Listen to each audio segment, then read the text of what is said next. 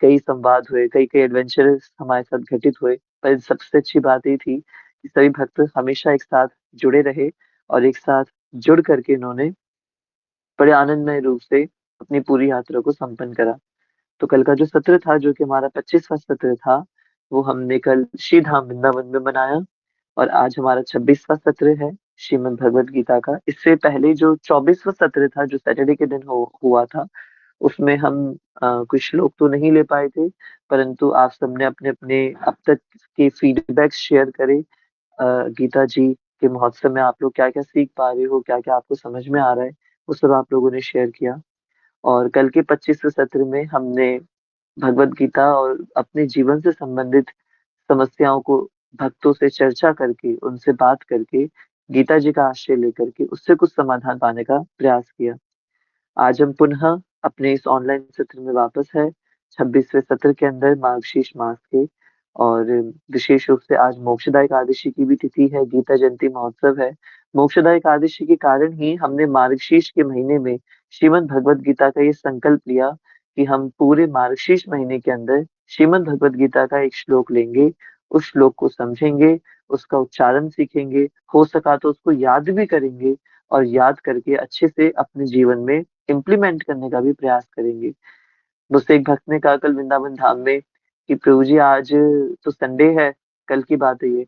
तो वो वृंदावन में थे मेरे साथ, उन्होंने कहा प्रभु जी आज तो संडे, आज तो रिवीजन क्लास होनी थी। मैंने कहा बिल्कुल प्रभु जी आज तो रिवीजन होनी थी, बट हम ऑनलाइन सत्र तो नहीं कर पाएँगे क्योंकि हम यात्रा में हैं, तो ऑनलाइन सत्र तो ले पाना काफ़ी मुश्किल ही रहेगा। तो हम ऑफलाइन, हम जितने भी भक्त यहाँ पे रमन परिकर जितना भी है हमारा वृंदावन धाम में, तो हम हरी चर्चा करेंगे। अपने सत्र को अपना यहीं वृंदावन धाम में हम संपन्न करेंगे। उन भक्त ने मुझसे कहा कि भैया एक्चुअली आज ना मैं, रिवीजन होती है संडे को, तो मैंने आज सारे के सारे श्लोक अच्छे से प्रिपेयर कर रखे थे कि आज तो बिल्कुल अच्छे से रिवीजन हो जाए, कोई भी प्रश्न मुझसे पूछ लिया जाए, मैं अच्छे से उसका उत्तर दूंगा, मैं एकदम 100% प्रिपेयर हूँ उसके लिए। मुझे सुन के बहुत-बहुत प्रसन्नता हुई कि हमारे भक्त सच में सीरियस नोट पे इन सत्रों को ले रहे हैं, लगातार जुड़ रहे हैं और ना सिर्फ जुड़ रहे हैं, अपितु अपने जीवन में उन श्लोकों को अभ्यास में भी लेकर के आ रहे हैं, उनको याद भी कर रहे हैं, अच्छे से याद कर रहे हैं। ये श्रीमद् भगवद गीता की सबसे बड़ी सेवा है। तो आज मोक्षदा एकादशी के दिन हम अपने मार्गशीर्ष संकल्प का हमारा ये सबसे विशेष दिन है आज, मोक्षदा एकादशी का। कई वर्षों से मोक्षदा एकादशी जब से भक्ति से जुड़ना हो पाया है, तो हमारे सभी इस्कॉन के मंदिरों में और इसके साथ अन्य संस्थाओं में भी, इवन हमारी निमाई पाठशाला और हमारे महाराज श्री के जो अमृतसर की पीठ है, अमृतसर पीठ में भी गीता जी का महायज्ञ संपन्न कराया जाता है, जिसमें श्रीमद् भगवद गीता के 700 श्लोकों का उच्चारण करके यज्ञ में आहुति दी जाती हैं और भगवद गीता महायज्ञ संपन्न होता है। तो आज सभी इस्कॉन के केंद्रों में भी ये महायज्ञ हुआ। अमृतसर की हमारी बैजंती पीठ में भी ये संपन्न हुआ और भी अन्य-अन्य संस्थाओं में अलग-अलग स्थानों पे आज के दिन भगवद गीता को बहुत विशेष रूप से सेलिब्रेट किया गया। इवन दिल्ली के सभी स्कूलों के अंदर भी, क्योंकि मैं स्कूल क्षेत्र से हूँ, तो आज सभी गवर्नमेंट और प्राइवेट स्कूलों के अंदर भी, सेमी गवर्नमेंट स्कूलों के अंदर आज श्रीमद् भगवद गीता के 3 श्लोकों का सभी विद्यार्थियों ने सामूहिक रूप से उच्चारण करके उसको, आज के दिन को याद किया है। सभी स्कूलों के अंदर बच्चों के द्वारा उनको श्लोक भेजे गए थे और उन सब बच्चों की वीडियो बनी है श्लोक उच्चारण करते हुए, और उस वो वीडियो को सीबीएसई में भेजा गया है। तो विषय इसलिए ये भी एक बहुत बड़ा हर्ष का विषय है हम सबके लिए कि इतने विशेष रूप से आज गीता जी को हर जगह पर अपनाया जा रहा है और वो दिन दूर नहीं जब योगी जी हमारे प्रधानमंत्री होंगे और भगवद गीता को वो राष्ट्रीय पुस्तक घोषित कर देंगे। खैर ये तो सर मैनिफेस्टेशन वाली बात है। तो आज के दिन क्या घटित हुआ मोक्षदा एकादशी के दिन? इस एकादशी का नाम मोक्षदा क्यों पड़ा? मोक्षदा एकादशी नाम इसलिए हुआ क्योंकि आज ही के दिन श्रीमद् भगवद गीता का भगवान के मुख से प्राकट्य हुआ है। स एवायम मया तेद्य योगम प्रोक्तः पुरातनः। भगवान गीता जी के चौथे अध्याय में कह रहे हैं कि हे अर्जुन, ये जो ज्ञान है ना, गीता जी का जो ज्ञान है, ये आपसे पूर्व भी मैं बहुत लोगों को दे चुका हूँ, बहुत लोगों को मैं ये ज्ञान प्रदान कर चुका हूँ। सर्वप्रथम मैंने इस सृष्टि के प्रारंभ में ये ज्ञान जो है, ये सूर्य अ, ग्रह मंडल के जो अध्यक्ष है, जो वहाँ के अधिष्ठाता देव है, वैवस्वान, उनको मैंने प्रदान किया। और वैवस्वान से ये इक्ष्वाकु वंश में आया और ऐसे-ऐसे करके ये आगे बढ़ा। पूरी परंपरा का ठाकुर जी, एवं परंपरा प्राप्तम इमं राजर्षयो विदु, सकाल नेहे महता योगो नष्टः पुरातन। तो ठाकुर जी बता रहे हैं कि ये जो पूरा ज्ञान है, ये एक बहुत ही आदि प्राचीन परंपरा से चला आ रहा है। परंतु समय के साथ-साथ जैसे-जैसे समय आगे बढ़ता है, वो ज्ञान कहीं न कहीं विलुप्त हो जाता है। कहीं न किसी पॉइंट पे वो चीज़ रह जाती है और रहने के कारण फिर उसमें कुछ विकार आ जाते हैं और वो चीज़ छूट जाती है। हमारी ये संकल्पों की सबसे अच्छी बात क्या है कि ये संकल्प जब से शुरू हुए हैं हमारे रमन परिकर के कार्तिक महीने से, तब से जीवन के अंदर एक नियमितता आ गई है, एक एक शेड्यूल, एक रेगुलेशन सा आ गया है कि कैसे ना कैसे करके रात के 10 बजे तक अपने सारे काम पूरे कर लेने हैं, ताकि 10 बजे फिर हम हरि चर्चा कर सकें।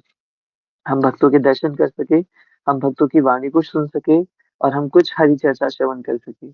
तो कैसे ना कैसे करके 10 बजे तक अपने सारे काम पूरे कर लेने हैं।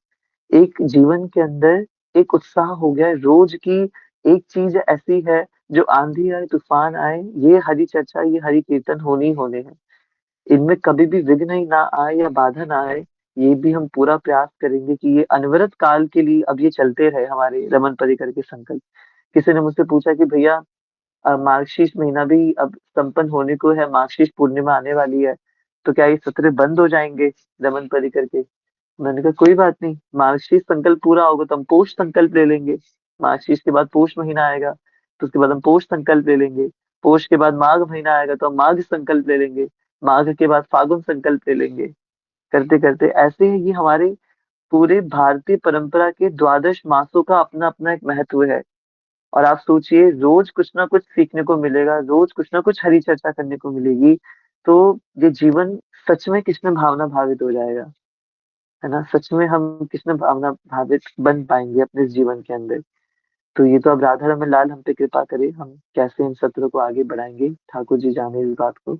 परंतु आज के दिन मोक्षदा एकादशी के दिन ये जो ज्ञान था, जो भगवान ने प्राचीन परंपरा से ये प्रदान करते हुए आए थे ठाकुर जी, परंतु बीच में ये ज्ञान जो विलुप्त हो गया, आज के दिन कुरुक्षेत्र के मैदान में भगवान श्री कृष्ण ने अर्जुन को ये श्रीमद् भगवत गीता का ज्ञान प्रदान किया। ये आज ही का दिन था, मोक्षदा एकादशी का दिन था, जिस दिन अर्जुन और कृष्ण के बीच में संवाद हुआ और ठाकुर जी और अर्जुन के बीच के ही इस संवाद को श्रीमद् भगवत गीता के नाम से जाना जाता है। आज के दिन गीता जी का प्राकट्य हुआ है। हम पूरे भारतवर्ष में हमारे सनातन धर्म के अंदर कितने-कितने ग्रंथ हैं, कितने पुराण, उपनिषद, संहिताएँ, कितने सारे वैदिक लिटरेचर है हमारे पास। बट हम उन किसी भी वैदिक लिटरेचर के प्राकट्य दिवस को सेलिब्रेट नहीं करते। प्राकट्य दिवस को ऐसा सेलिब्रेट नहीं किया जाता जैसे श्रीमद् भगवत गीता के प्राकट्य दिवस को मनाया जाता है। हालाँकि भाद्र पूर्णिमा को श्रीमद् भागवतम के भी प्राकट्य का उत्सव मनाया जाता है। परंतु संपूर्ण विश्व में आज के दिन मोक्षदा एकादशी के दिन श्रीमद् भगवत गीता के प्राकट्य को जो मनाया जाता है, ये बड़ी अद्भुत बात है। हमने कभी नहीं सुना रामायण जयंती या महाभारत जयंती या किसी अन्य पुराण की जयंती, कभी ऐसा शब्द ही नहीं सुना। परंतु गीता जयंती मनाई जाती है, क्योंकि गीता जी का आज के दिन प्राकट्य हुआ, आज के दिन जन्म हुआ है श्रीमद् भगवत गीता का।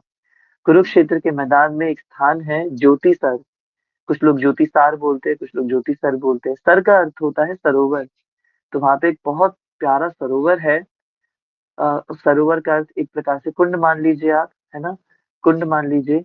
उस सरोवर के निकट अर्जुन ने भगवान से विनय किया, कुरुक्षेत्र का युद्ध शुरू होने से पूर्व कि आप दोनों सेनाओं के बीच में मेरे इस रथ को लेके चले जाइए। और ठाकुर जी क्योंकि सारथी थे अर्जुन के, तो अर्जुन के कहे अनुसार भगवान अर्जुन का रथ दोनों सेनाओं के मध्य में लेके आ जाते हैं। जिस स्थान पर ठाकुर जी अर्जुन का रथ लेकर के आते हैं, वहाँ एक सरोवर होता है और उस सरोवर से लगा ही एक बहुत सुंदर बरगद का वृक्ष होता है। उस वृक्ष के नीचे ठाकुर जी रथ को आकर के रोक देते हैं और वहीं पे ही अर्जुन की दशा को देखते हैं ठाकुर जी, गीता जी के प्रथम अध्याय में अर्जुन विषाद योग के अंदर अर्जुन अपने दुख को प्रकट करते हैं, भगवान से युद्ध ना लड़ने के कई कई प्रकार और बहुत अच्छे अच्छे तर्क प्रस्तुत करते हैं, और अंत में कह देते हैं कार्पण्य दोषो उपहत स्वभाव पृच्छामि त्वाम धर्म सम्मूढ़ चेता यश्रेयस्या निश्चितम ब्रूहि तन्मे शिष्यस्ते हम शाधि माम त्वं प्रपन्नम। हे कृष्ण, हे ठाकुर जी, अब मैं आपका शिष्य हूँ, मुझे सही गलत का भेद नहीं समझ में आ रहा है, अब आप ही मुझे सही गलत के भेद से परिचित कराइए। और उसके बाद फिर ठाकुर जी दूसरे अध्याय से जब बोलना शुरू करते हैं, तो ये गीता जी का धारा प्रभा सत्संग 18वें अध्याय तक चलता है। हमारे लिए तो ये गीता जी के श्लोक उच्चारण करने में भी हमें कम से कम 2.5 से 3 घंटे लग जाएंगे, परंतु संतों के द्वारा, वैष्णव के द्वारा बताया जाता है कि 45 से 50 मिनट का ये कॉन्वर्सेशन रहता है भगवान श्री कृष्ण और अर्जुन के बीच में, जो कि श्रीमद् भगवत गीता के रूप में प्रकट होता है। ये कहाँ प्रकट हुआ? कुरुक्षेत्र के अंदर। कुरुक्षेत्र में कहाँ हुआ? ज्योतिसर नाम के तीर्थ पर। वो सरोवर है, उस सरोवर का कोई नाम नहीं था, पर उस सरोवर के पास बरगद के वृक्ष के नीचे खड़े होके, क्योंकि ठाकुर जी ने अर्जुन को ये अद्भुत गीता का ज्ञान प्रदान करा, इसलिए वो जो स्थान है वो तमसो मां ज्योतिर्गमय, अंधेरे में जो अर्जुन थे उनको ठाकुर जी ज्योतिर्गमय, उनको उजाले में लेकर के आ गए। यही कारण है कि उस सरोवर का नाम पड़ गया ज्योतिसर या ज्योतिसार। और वहीं पे ही वो जो बरगद वृक्ष है, वो इस बात का साक्षी बना कि इसी वृक्ष के नीचे आज से लगभग 5000 वर्ष पूर्व भगवान श्री कृष्ण के द्वारा अर्जुन को ये अद्भुत गीता का ज्ञान दिया गया था। आज भी आप कुरुक्षेत्र धाम जाएंगे तो कुरुक्षेत्र धाम में ज्योतिसर नामक तीर्थ के अंदर वो बरगद का वृक्ष है, बहुत सुंदर वहां पे झांकी ठाकुर जी की और अर्जुन की बनाई हुई है, वो रथ पे आरूढ़, बहुत सुंदर दर्शन है वहां पे कुरुक्षेत्र के अंदर। भक्त लोग जाते हैं, उस वृक्ष की परिक्रमा करते हैं और उस उन पलों का अनुभव करने का प्रयास करते हैं कि यही वो वृक्ष है जिसके नीचे खड़े होकर के भगवान ने अर्जुन को गीता जी का ज्ञान दिया था। बहुत दिव्य अनुभूति होती है उस वृक्ष के नीचे खड़े होके श्रीमद् भगवत गीता को एहसास करना है। तो आज का दिन था वो मोक्षदा एकादशी का दिन, जिस दिन गीता जी बोली गई और अर्जुन को बहुत अ, अर्जुन माध्यम बने गीता सर्वोपनिषदो गावो दोग्धा गोपाल नंदन। भगवान ने क्या किया? सभी उपनिषदों को एक गैया बना दिया, सारे उपनिषद को एक गैया बना दिया, और उस गैया का जो दूध था उसको काढ़ने के लिए बछड़ी की आवश्यकता थी। तो बछड़ा किसको बनाया? अर्जुन को बछड़ा बना दिया, है ना। पार्थो वत्स सुधीर भोक्ता, पार्थ को वत्स बना दिया। पार्थ यानी अर्जुन, पृथा पुत्र अर्जुन, पृथा माता कुंती का नाम है, तो कुंती के पुत्र अर्जुन यानी पृथा पुत्र पार्थ। तो पार्थो वत्स सुधीर भोक्ता, भगवान ने पार्थ को यानी अर्जुन को वो वत्स बनाया, वो बछड़ा बनाया, जिससे ये गीता रूपी अमृत, ये गीता रूपी दुग्ध इस पूरे संसार को मिल पाया। समस्त उपनिषदों का और वेदों का ये सार श्रीमद् भगवत गीता का ये आज इस प्रकार से प्राकट्य हुआ। तो गीता जी में कितने श्लोक हैं हम सभी जानते हैं, 700 श्लोक है श्रीमद् भगवत गीता में। कितनी आवाजें हैं श्रीमद् भगवत गीता के अंदर? आवाजों का अर्थ है कितने लोगों ने श्रीमद् भगवत गीता में अपनी बात रखी है। तो कितने लोगों की आवाज है? 4 लोगों की आवाज है श्रीमद् भगवत गीता में, है ना। धृतराष्ट्र की, संजय की, जो कि धृतराष्ट्र के सारथी होते हैं संजय, उनको वेद व्यास मुनि के द्वारा दिव्य दृष्टि प्राप्त होती है, और वो सारा भगवान श्री कृष्ण और अर्जुन के बीच होने वाले इस संवाद को एज इट इज सुन करके धृतराष्ट्र को सुना रहे होते हैं। तो इस गीता जी के अंदर धृतराष्ट्र की आवाज है, संजय की आवाज है, अर्जुन जी की आवाज है, और साक्षात योग योगेश्वर भगवान श्री कृष्ण की आवाज है। तो 4 महापुरुषों की आवाज गीता जी के अंदर है। कितने कितने श्लोक किसके द्वारा बोले गए हैं ये तो, और इसकी एक बहुत अच्छी स्लाइड्स भी है राधे श्याम प्रभु जी की, तो वो भी आपके साथ शेयर करेंगे। अभी मेरे पास वो अवेलेबल नहीं है, बट आपको मैं प्रयास करेंगे आने वाले सत्रों में, जो हमारे पास अभी भी 3 से 4 दिन है, उसमें हम और उस पर चर्चा कर सके। तो धृतराष्ट्र ने एक श्लोक बोला है, 500 कुछ श्लोक भगवान के द्वारा उच्चारित किए गए हैं, कुछ श्लोक अर्जुन द्वारा, और कुछ अंत के और बीच बीच में कुछ श्लोक संजय द्वारा उच्चारित किए गए हैं। अब धृतराष्ट्र द्वारा जो श्लोक बोला गया है, जहाँ से श्रीमद् भगवत गीता की शुरुआत होती है, धृतराष्ट्र उवाच धर्म क्षेत्र कुरुक्षेत्र समवेता युयुत्सव मामका पांडवाश्चैव किम अकुर्वत संजय। मात्र ये श्लोक भी संपूर्ण भगवत गीता के सार को कहने का सामर्थ्य रखता है। भले ही वो धृतराष्ट्र द्वारा बोला गया है ना, तो धृतराष्ट्र द्वारा बोले जाने के बाद भी ये श्लोक अपने आप में पूर्ण सामर्थ्य रखता है संपूर्ण भगवत गीता के मर्म को समझने के लिए। तो चैट बॉक्स में हमें तान्या ने शेयर करा है, धृतराष्ट्र द्वारा 1 श्लोक, संजय द्वारा 41 श्लोक, अर्जुन द्वारा 84 श्लोक और भगवान श्री कृष्ण द्वारा 574 श्लोक बोले गए हैं। तो ये एक बड़े अद्भुत फैक्ट की बात है, हम सभी इसको याद कर सकते हैं किसने कितने श्लोक बोले हैं भगवत गीता में। हम जब दूसरे लोगों को गीता जी का प्रचार करने जाएंगे तो कम से कम ये कुछ मूलभूत बातें हैं जो हमें पता होनी चाहिए, तभी हम बाहर जाकर के श्रीमद् भगवत गीता का प्रचार कर सकते हैं। तो इस प्रकार से ये 4 महात्माओं के द्वारा बोले हुए जो श्लोक है उनसे ये 700 श्लोक प्रकट हुए और 700 श्लोकों की श्रीमद् भगवत गीता का आज के दिन प्राकट्य हुआ। अब हम लोग क्या सीख सकते हैं श्रीमद् भगवत गीता से, या श्रीमद् भगवत गीता को उच्चारित करने का उद्देश्य क्या रहा होगा। इस बात को समझने के लिए हमें एक प्रश्न पर विचार करना चाहिए कि अगर मेरे पास मोबाइल फोन है तो उस मोबाइल फोन के क्या क्या उद्देश्य हो सकते हैं, उसके क्या क्या उपयोग हो सकते हैं, या फिर मैं मोबाइल फोन अपने पास क्यों रख रहा हूँ। तो अगर हम ये प्रश्न पूछे तो उस प्रश्न के हमें कई कई उत्तर मिल सकते हैं। पहला उत्तर होगा कि एक दूसरे से संपर्क करने के लिए मोबाइल की आवश्यकता है। और उत्तर हो सकते हैं कि आज के जमाने में टेक्नोलॉजी और इंटरनेट के लिए मोबाइल की आवश्यकता है, सोशल मीडिया के लिए मोबाइल की आवश्यकता है। और थोड़ा गहराई में जाए तो लगभग सभी कार्यों के लिए मोबाइल की आवश्यकता है। इवन समय के लिए, समय देखना हो तो भी हम मोबाइल का सहारा लेते हैं। टॉर्च की आवश्यकता है तो भी मोबाइल की फ्लैश लाइट का सहारा लेते हैं। हमें कोई छवियां रिकॉर्ड करनी है या क्लिक करनी है, मोबाइल का सहारा लिया जाता है। सारी चीजें ए टू जेड, सारी चीजें, यहाँ तक कि दामोदर मास के अंदर कुछ भक्त मुझे बता रहे थे कि भगवान यशोदा दामोदर को दीपदान करना है और दीप अवेलेबल नहीं है, तो अपने मोबाइल की टॉर्च जला करके और टॉर्च से दीपदान करते हैं। ऐसे भी प्रसंग देखने को मिलते हैं कि मोबाइल का उपयोग दीपदान करने के लिए भी किया जा रहा है, मोबाइल की टॉर्च जला के ठाकुर जी को दीपदान किया जा रहा है। तो ऐसे भी उपयोग हो सकते हैं मोबाइल फोन के, है ना। और भी अगर आप मान लीजिए बैठे हैं, आप कुछ कार्य कर रहे हैं और कार्य करके आप कुछ पेजेस पे काम कर रहे हैं, पंखा चल रहा है, पंखे से पेज उड़ रहे हैं, तो आप मोबाइल को एक पेपर वेट के तौर पे भी इस्तेमाल कर सकते हैं, है ना। आप मोबाइल फोन को किसी को देख के मार भी सकते हैं, मोबाइल फोन को बेच भी सकते हैं, कुछ भी कर सकते हैं, कई कई उपयोग हो सकते हैं। आप ध्यान देंगे ये सारे उपयोग एक तरफ, पर सबसे मूलभूत उपयोग यदि मोबाइल फोन का कुछ है तो वो है एक दूसरे से संपर्क करना। हम एक दूसरे से संपर्क कर पा रहे हैं, ये सबसे मूलभूत उद्देश्य है। उसी प्रकार श्रीमद् भगवत गीता के उद्देश्य कई कई हो सकते हैं। अलग अलग महापुरुष श्रीमद् भगवत गीता को अपने अपने अनुसार प्रकट करते हैं, अपने अपने अनुसार हमें बताते हैं। जैसे डॉक्टर विवेक बिंद्रा जी हैं, वो अपने बिजनेस आइडियाज को सिखाने के लिए श्रीमद् भगवत गीता का सहारा लेते हैं, और अपने बिजनेस आइडियाज को सिखाने के लिए गीता जी के श्लोकों का उच्चारण करते हुए और लोगों को बिजनेस आइडियाज देते हैं। कुछ मोटिवेशनल स्पीकर्स गीता जी के श्लोकों को उच्चारित करके लोगों को मोटिवेशन प्रदान करते हैं। कुछ मैनेजमेंट के लोग मैनेजमेंट सिखाने के लिए, इवन हम एमबीए होल्ड, जब हम एचआर में कर रहा था ह्यूमन रिसोर्स मैनेजमेंट, तो उसमें भी हमें श्रीमद् भगवत गीता के श्लोकों का उच्चारण सिखाया जाता था।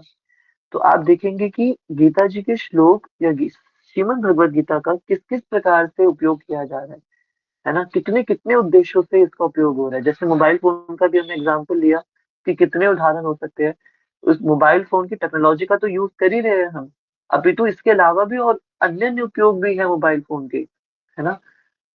उसी प्रकार से श्रीमद् भगवत गीता के भी अपने इतने इतने उद्देश्य है, परंतु सबसे मूल उद्देश्य क्या है जिसके लिए गीता जी बोली गई है, सबसे मूल उद्देश्य क्या है। अगर हम इसके बारे में जानने का प्रयास करें तो आचार्यों के द्वारा जो टीकाएं मिलती है श्रीमद् भगवत गीता के ऊपर, उससे समझ में आता है कि सबसे मूल उद्देश्य श्रीमद् भगवत गीता का है भगवान श्री कृष्ण को समझना। सबसे मूल उद्देश्य। कोई व्यक्ति गीता जी का आश्रय अपने अपने प्रश्नों के उत्तर लेने के लिए ले सकता है, ये बिल्कुल ठीक बात है, पर गीता जी का सबसे मेन पार्ट क्या है? भगवान श्री कृष्ण को समझना। तो यहाँ पे भगवान श्री कृष्ण ने हमें अपने बारे में बहुत कुछ बताया है, बहुत बहुत याद ही कर लीजिए, सब कुछ ही बता दिया है। गीता के 9वें अध्याय के अंदर ठाकुर जी कह रहे हैं कि ये जो मैं शिक्षा दे रहा हूँ ये परम गुह्य ज्ञान है। इसको जानने के बाद और कुछ शेष जानने को नहीं बचेगा। ये तुमने जान लिया तो ये तुमने सब कुछ जान लिया, है ना? तो श्रीमद् भगवत गीता भगवान का एक बहुत सुंदर प्रेम पत्र है। और वो प्रेम पत्र उन्होंने किसको दिया है? हम सभी जीवात्मा को प्रदान किया है। ये जो प्रेम पत्र ठाकुर जी ने दिया है, ये सभी जीवात्माओं को प्रदान करा है। किस प्रकार ठाकुर जी ने ये प्रेम पत्र दिया, और गीता जी प्रेम पत्र कैसे हो सकती है? तो श्रीमद् भगवत गीता में 18 अध्याय है। इन 18 अध्यायों को 3 खंड में बांटा जाता है। बहुत से फैक्ट्स गीता जी के विषय में जाने जा सकते हैं। जैसे गीता जी के 5 विषय वस्तु क्या है, पता होनी चाहिए हमें। गीता जी के 10 मूल अ, विषय क्या है। ये बहुत सी चीजें हैं, कभी मौका मिला तो इन सब पर चर्चा करेंगे। परंतु श्रीमद् भगवत गीता के 18 अध्यायों को 3 भागों में बांटा जाता है, 6-6 अध्यायों के अंदर। जो प्रथम 6 अध्याय है, chapter number 1 to chapter number 6, ये कर्म योग कहलाए जाते हैं। कर्म योग का अर्थ है अपने कर्म को भगवान से जोड़ देना, यानी कर्म से भगवान की प्राप्ति करना, है ना? आप ठाकुर जी को कैसे प्राप्त कर रहे हो? अपने कर्मों से प्राप्त कर रहे हो। इसके बाद chapter number 7 to chapter number 12, right? ये जो हमारे श्लोक है 7, 8, 9, 10, 11 एंड 12, तो 7 से लेकर के 12 तक के जो आपके अध्याय है, चैप्टर 7 टू चैप्टर 12, ये 6 अध्याय आपके भक्ति योग के अध्याय है, जिसमें हम भक्ति के माध्यम से भगवान से जुड़ पा रहे हैं। और अंत के जो 6 अध्याय है, फ्रॉम 13 टू 18, ये जो अंत के 6 अध्याय है, ये ज्ञान योग के अध्याय है, जिसमें ज्ञान के माध्यम से भगवान से हम जुड़ पा रहे हैं। अब आप बिल्कुल इसको ना कैप्सूल की तरह समझिए, कि जैसे एक कैप्सूल के अंदर बीच में मेन मेडिसिन होती है, और साइड साइड में एक कवर होता है ना? उस मेन मेडिसिन को, उस बिल्कुल सेंसिटिव और सबसे ज्यादा इंपॉर्टेंट मेडिसिन को कवर करके रखा जाता है। उसी प्रकार से कर्म योग और ज्ञान योग ने भक्ति योग को कवर करके रखा हुआ है। कितनी बार जब हम गीता शास्त्री कर रहे होते हैं तो ये प्रश्न आते हैं कि भक्ति योग को तो सबसे लास्ट में होना चाहिए था, है ना? पहले कर्म योग, फिर ज्ञान योग, फिर अंत में भक्ति योग होना चाहिए था। पर भक्ति योग तो भगवान ने बीच में दे दिया, ऐसा क्यों? तो आचार्य बताते हैं ये बिल्कुल उस कैप्सूल की तरह है, जिसमें जो दवाई का मूल भाग है, ये उस कैप्सूल के बीच में है। कर्म योग से भी कहाँ पे आना है? भक्ति योग पर आना है। और ज्ञान योग से भी कहाँ पे आना है? भक्ति योग पर आना है। श्रीमद् भगवत गीता प्रेम पत्र क्यों है? ये प्रेम पत्र इसलिए है क्योंकि इसके अंदर जब आप गीता जी पढ़ेंगे तो आपको रियलाइज होगा कि भगवान कितने कितनी कितनी डेलिबरेटली, कितने इंटेंसिटी से चाहते हैं कि हम उनके पास आ जाए। कितने कितने श्लोकों में भगवान बता रहे हैं, कितना कितना संकेत कर रहे हैं, और एट द एंड जब मजबूर हो गए वो, तो ये तक बता रहे हैं कि वो ही सब कुछ है ना? भगवत गीता के अंदर 7वें अध्याय के 7वें श्लोक में भगवान कहते हैं, मत्तः परतरम नान्यत् किंचित अस्ति धनंजय, मयि सर्वम इदं प्रोक्तम सूत्रे मणि गुणा इव। ठाकुर जी कहते हैं, हे अर्जुन, मुझसे बढ़ के कोई नहीं है इस सृष्टि के अंदर। मत्तः परतरम नान्यत्, मुझसे बढ़कर इस पूरी सृष्टि में कोई नहीं है। किंचित अस्ति धनंजय, मयि सर्वम इदं प्रोक्तम सूत्रे मणि गुणा इव। जिस प्रकार से एक माला के अंदर सभी की सभी मोती एक सूत्र से जुड़े हुए होते हैं, उसी प्रकार ये संपूर्ण जगत, ये चराचर जगत जो व्यक्त है और जो अव्यक्त है, ये संपूर्ण जगत के जितने भी मोती है, ये मुझ रूपी सूत्र, सूत्र यानी धागा, ये मुझ रूपी धागे से जुड़े हुए हैं, बंधे हुए हैं। मई सर्वम इदम प्रोक्तम, मैं सब में इस प्रकार से गुथा हुआ हूँ। प्रोक्तम यानी गुथा होना। मैं सब में इस प्रकार से गुथा हुआ हूँ, जैसे एक माला को, एक माला के सभी मोतियों को एक सूत्र गूंथ करके रखता है, बांध करके रखता है। अब वो एक माला जो हम अपने गले में धारण कर रहे हैं, हम सबने तुलसी माला धारण की है, तो तुलसी माला में सिर्फ तुलसी जी के मोती ही नजर आते हैं। तुलसी जी के छोटे छोटे मोती ही नजर आते हैं, धागा नजर नहीं आता। पूरी तुलसी माला के अंदर धागा नजर नहीं आता। उसी प्रकार से सृष्टि के अंदर वो सूत्र रूप में ठाकुर जी नजर नहीं आएंगे कभी भी। है ना? परंतु यदि वो सूत्र रूपी धागा ना हो, तो ये संपूर्ण सृष्टि बिखर जाएगी। जैसे कि माला टूटने पर वो सारे मोती बिखर जाएंगे, उसी प्रकार मयि सर्वम इदं प्रोक्तम सूत्रे मणि गुणा इव। भगवान ने ये तक बता दिया कि मुझसे ये सृष्टि जुड़ी हुई है, मुझसे ही सृष्टि बंधी हुई है। फिर भगवान ने कह दिया अहम सर्वस्य प्रभवो, मैं ही सबसे बढ़कर हूँ, सबका प्रभु मैं ही हूँ। अहम सर्वस्य प्रभवो मत्तः सर्वम प्रवर्तते इति मत्वा भजन्ते माम बुधा भाव समन्विता, है ना? फिर भगवान ने अब उनके पास कैसे आना है ये भी बता दिया, मनमना भव मद्भक्तो मद्या जीमाम नमस्कुरु, कि मैं ही सबसे बड़ा हूँ और अब तुम मेरे पास कैसे आ सकते हो, मनमना भव मद्भक्तो मद्या जीमाम नमस्कुरु। आप देखेंगे हर एक श्लोक के अंदर, क्या ऐसा नहीं लग रहा कि ठाकुर जी कुछ तो हमसे रिक्वेस्ट कर रहे हैं, कुछ तो बार बार एक चीज कह रहे हैं, है ना? हम ही मतलब कोई व्यक्ति हमसे कुछ चाह रहा होगा ना, तो वो हमें डायरेक्टली इनडायरेक्टली अपनी बात हमारे सामने अवश्य रखेगा। हो सकता है बहुत स्पष्ट रूप में ना रखता है संकोच के कारण, परंतु अस्पष्ट रूप से उससे बात करते वक्त ना आप उस व्यक्ति की चेतना को पढ़ सकते हो कि ये व्यक्ति आपसे क्या चाह रहा है ना? आपसे कोई अगर जैसे आपसे किसी को किसी चीज की रिक्वेस्ट करनी है, पर वो डायरेक्ट रिक्वेस्ट नहीं कर पा रहा, तो वो इनडायरेक्टली रिक्वेस्ट करेगा। पर यहाँ ठाकुर जी ने पहले तो इनडायरेक्टली रिक्वेस्ट किया, फिर डायरेक्टली रिक्वेस्ट किया, फिर दोबारा से इनडायरेक्टली रिक्वेस्ट किया। हर एक श्लोक को पढ़ के ऐसा लगेगा कि ठाकुर जी एक मैसेज हमें प्रोवाइड कर रहे हैं। जैसे रुक्मणी मैया ने भगवान को पत्र लिखा था रुक्मणी पत्र के अंदर और उनको अपनी व्यथा बताई थी, उसी प्रकार से यहाँ ठाकुर जी जीवात्मा को ये प्रेम पत्र दे रहे हैं। और ये मेरी विचारधारा नहीं है बिल्कुल भी। ऐसा नहीं है कि ये मेरी विचारधारा है कि मैं भगवत गीता को एक प्रेम पत्र के रूप में देख रहा हूँ। अपितु श्रीमद् भगवत गीता को प्रेम पत्र से श्री बलदेव विद्याभूषण की अगर आप टीका पढ़ेंगे, तो बलदेव विद्याभूषण जी लिखते हैं कि श्रीमद् भगवत गीता क्या है, एक जीता जागता प्रेम पत्र है। मैं आपको एक श्लोक शेयर करता हूँ, ये बात कहते कहते मुझे एक बड़ा सुंदर श्लोक, आज मैं सुबह ही इसका उच्चारण कर रहा था, तो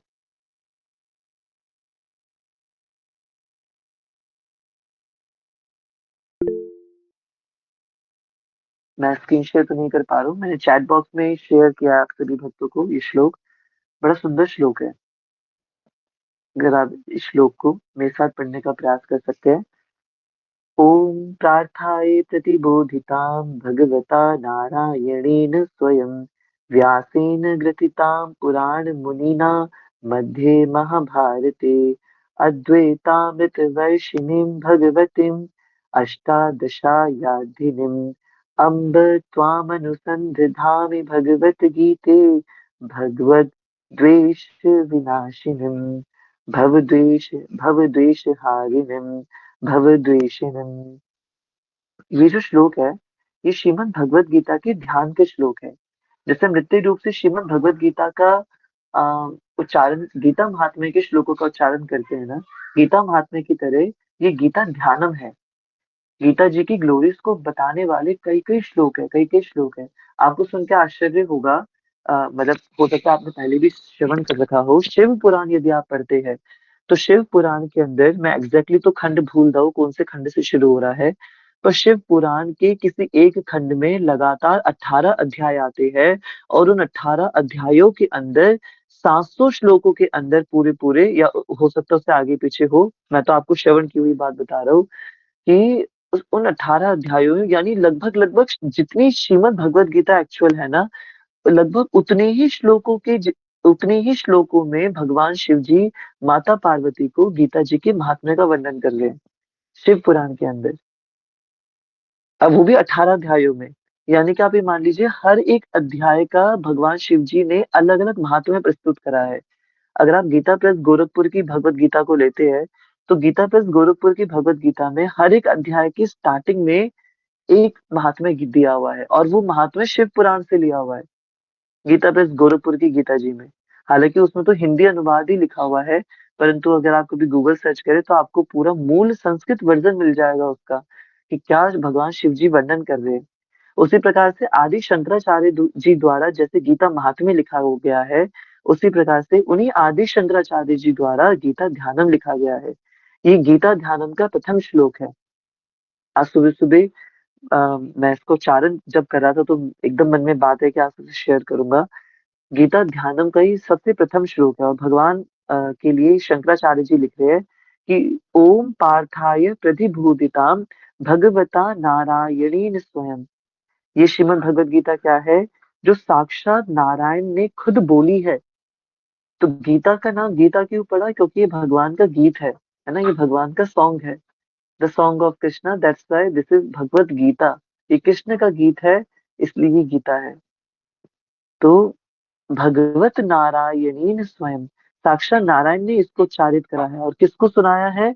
पार्थाय प्रतिबोधितम, पार्थ को सुनाया है, यानी अर्जुन को इसका श्रवण करवाया है। और आगे लिखा है व्यासेन ग्रथिताम पुराण मुनिना मध्य महाभारते। व्यास देव जी ने इसको ग्रंथ में रचित किया है।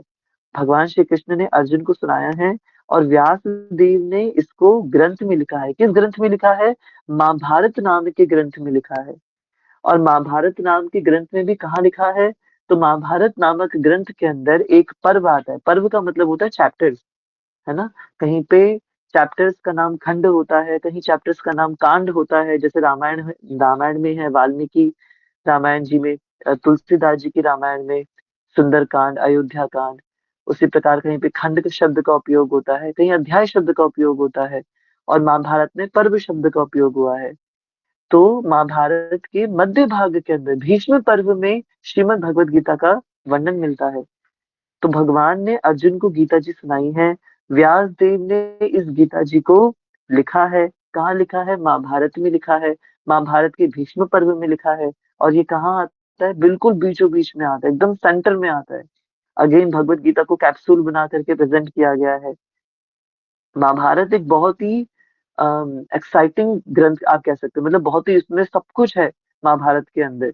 अगर कोई ध्यान से महाभारत का स्टार्टिंग से श्रवण करे और उसको समझने का प्रयास करे, तो जितने कांड महाभारत के अंदर हुए हैं उतने कभी किसी ग्रंथ में नहीं हुए हैं, है ना। 1 लाख श्लोकों का ग्रंथ है महाभारत, 1 लाख श्लोकों का ग्रंथ है। तो महाभारत में इतना सब कुछ है, इतने प्रपंच है, इतने इतनी सादगी भी है ना। पांडव महलों के अधिकारी होते हुए भी वनों के अंदर विचरण कर रहे हैं। सब कुछ है महाभारत के अंदर। तो महाभारत नाम के ग्रंथ के अंदर गीता जी को लिखा है। और आगे तीसरे पंक्ति में शंकराचार्य जी लिखते हैं अद्वैता मृत वर्षिणिम। अद्वैता अमृत वर्षिणिम, ये अद्वैत अमृत को बरसाने वाली है श्रीमद् भगवत गीता। भगवती अष्टाध्यायिनी, भगवती अष्टाध्यायिनी, 18 अध्यायों की ये श्रीमद् भगवत गीता है। और अंत में सबसे प्यारी लाइन शंकराचार्य जी लिखते हैं अम्ब त्वाम अनुसंधितामि भगवत गीते। शुरुआत में शब्द आ रहा है अम्ब। कोई मुझे बताना चाहेगा अम्ब शब्द का क्या अर्थ होता है? संस्कृत भाषा के अंदर या मूल भाषा के अंदर भी आपने पूर्व में भी सुन रखा होगा, कई लोकल लैंग्वेज में भी अम्ब शब्द का उपयोग किया जाता है। तो अम्ब शब्द किसके लिए संबोधित करते हैं हम?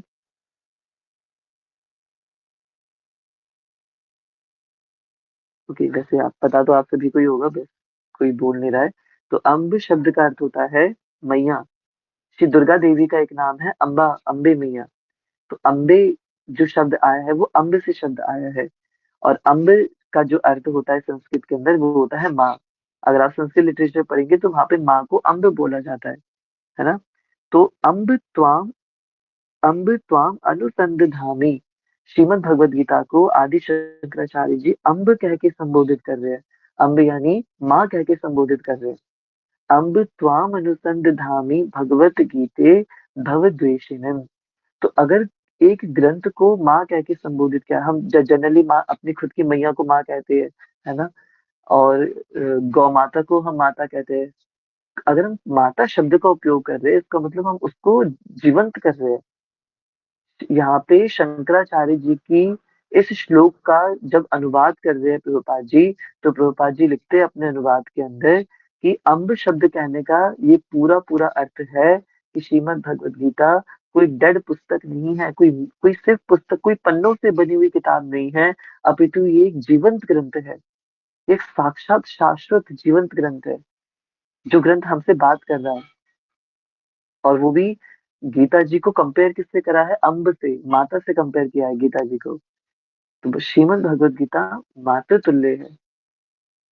तो इसलिए ये श्रीमद् भगवत गीता भगवान श्री कृष्ण के द्वारा लिखा हुआ हम सभी जीवात्माओं को एक बहुत सुंदर प्रेम पत्र है। एक ऐसा प्रेम पत्र जिसमें ठाकुर जी अपनी भावनाओं को डायरेक्टली और इनडायरेक्टली कई कई प्रकार से व्यक्त कर रहे हैं। अब हमें चाहिए कि हम ठाकुर जी की बात को समझ ले, है ना, उनकी बात को अच्छे से समझ ले, वो क्या कहना चाह रहे हैं। मूल ठाकुर जी हर श्लोक के अंदर बस ये बताना चाह रहे हैं कि येन केन प्रकारेण आप मुझे समझ लो, और इस बात को समझ लो कि जीवेर स्वरूपे होए कृष्णेर नित्य दास, कि हम सभी जीवात्माओं को जो मूल स्वरूप है वो भगवान श्री कृष्ण का नित्य दास बनना है। इसके अलावा और कोई स्वरूप नहीं है किसी भी जीवात्मा का। तो आज के दिन अगर हमें ये बात समझ में आ जाती है तो मुझे लगता है ये मोक्षदा एकादशी की सबसे बड़ी सफलता होगी। हम सबके जीवन में मोक्षदा एकादशी सच में मोक्ष लेकर के आए, सच में हमें मोक्ष प्रदान करे। मोक्ष का अर्थ, एक भक्त के जीवन में मोक्ष का अर्थ जन्म मृत्यु के चक्कर से छूटना नहीं है। एक भक्त के जीवन में मोक्ष का अर्थ है दुख सुख और इस भौतिक संसार की माया जाल से छूटना है ना। एक भक्त तो कभी भगवान को ये कहता ही नहीं है कि आप मुझे जन्म मृत्यु के संसार से हटा दो, आप भले ही जन्म दो मुझे, पर हनुमान चालीसा में एक लाइन आती है ना कि हम तुमरे भजन राम को पावे, जन्म जन्म के दुख बिसरावे, अंत काल रघुवर पुर जाई, जहाँ जन्म हरि भक्त कहाई।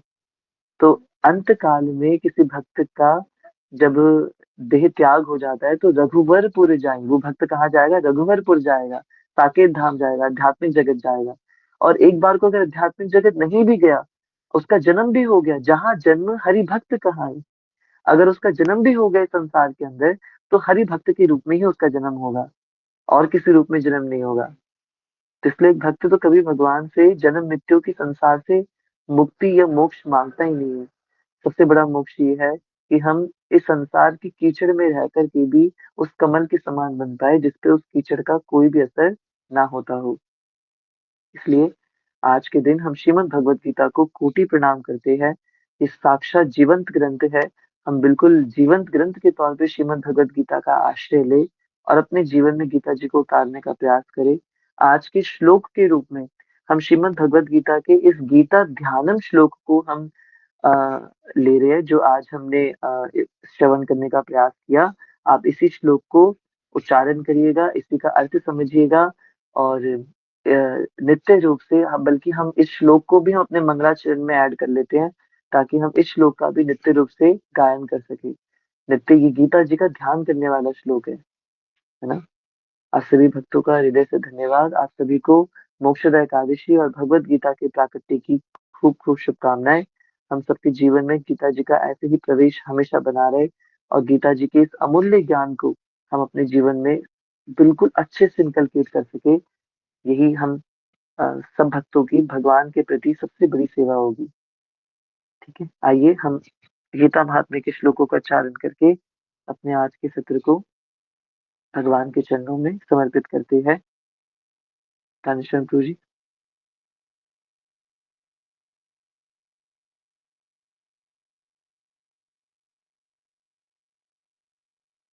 बट मैं उम्मीद करता हूँ कि आप सब रोज गीता महात्म्य का श्रवण कर पा रहे हैं। तो अब तो गीता महात्म्य काफी अच्छे से आप सबको समझ में भी आने लगा होगा, और काफी हद तक याद भी होने लगा होगा। तो गीता महात्म्य हम अपने डेली प्रैक्टिस में लेकर के आ जाए। हम डेली गीता महात्म्य का उच्चारण करें। इवन मोक्षदा एकादशी आज संपन्न हो जाएगी तिथि, 4 दिन बाद मार्गशीर्ष मास मास भी विश्राम हो जाएगा। तो उसके बाद भी गीता महात्म्य ऐसा, ऐसी प्रेयर्स है कि हम रोज इसका उच्चारण हमें करना चाहिए। जैसे हम कृष्ण कृपा कटाक्ष, श्री राधा कृपा कटाक्ष और कुछ भी प्रेयर्स हम बोलते हैं, उसी के साथ साथ श्रीमद् भगवत गीता महात्म्य भी हम रोज इसका उच्चारण करते रहे। श्रीमद् भगवत गीता की जय। गीता शास्त्रम् इदं पुण्यं यः पठेत् प्रयतः पुमान् विष्णुपादमवाप्नोति भयशोकादिवर्जितः। गीताध्ययनशीलस्य प्राणायां परस्य च नैव सन्ति हि पापानि पूर्वजन्म कृतानि च। मलिने मोचनं पुंसां जलस्नानं दिने दिने